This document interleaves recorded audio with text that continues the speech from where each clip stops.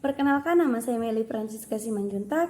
Kali ini saya akan memberikan sedikit penjelasan mengenai artikel yang saya ambil mengenai eksistensi contempt of court terhadap imunitas peradilan di Indonesia dibarengi dengan perbandingan contempt of court di Indonesia, American, and India.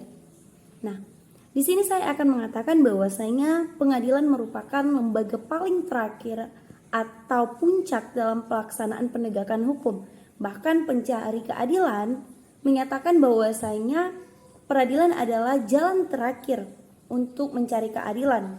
Namun, belakangan ini presiden buruk terjadi di lembaga pengadilan, di mana tahun 2019 kita digemparkan dengan adanya seorang penasihat hukum yang berani memukul hakim pada saat itu.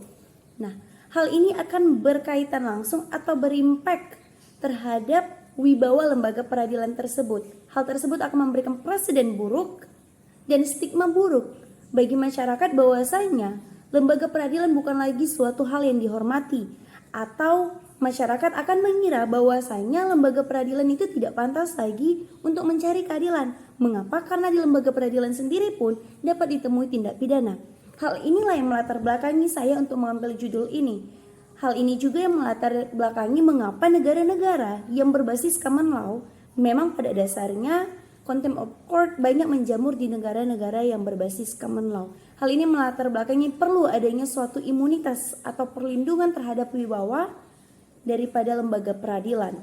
Nah, contempt of court sendiri seperti yang saya katakan banyak berkembang di negara common law, khususnya Inggris.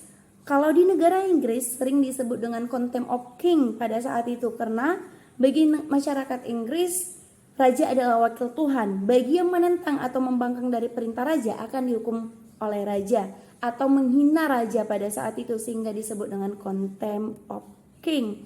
Lantas bagaimana pengaturan contempt of court di Indonesia? Apakah sepenting itu pengaturan contempt of court di Indonesia dibutuhkan?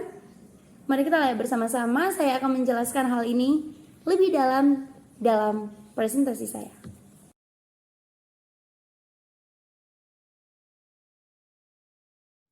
Dalam Black's Law Dictionary, jika kita artikan bahwa contempt of court itu adalah suatu perbuatan yang dilakukan seseorang yang dengan sengaja melanggar kewibawaan atau martabat lembaga peradilan dengan cara merintangi atau cenderung menghalangi jalannya suatu peradilan, atau mereka yang berperkara dalam pengadilan tersebut dengan sengaja tidak menaati perintah pengadilan yang sah atau yang telah memenuhi pengakuan. Nah, hal inilah yang kemudian menjadi topik pembahasan kita mengenai contempt of court, bahwasanya contempt of court itu tidak hanya semena-mena dalam perbuatan verbal dan fisik, tapi ada kalanya contempt of court itu juga dikatakan menghina pengadilan pada saat seseorang itu tidak memenuhi suatu perintah daripada pengadilan atau suatu perintah yang telah berkekuatan hukum tetap.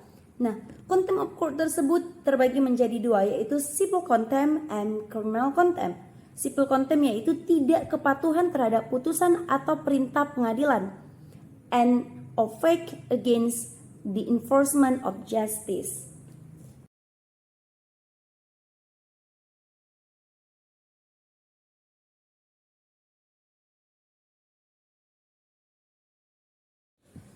Yang kedua yaitu criminal contempt. Criminal contempt adalah suatu perbuatan yang tidak menghormati pengadilan dan proses jalannya pengadilan.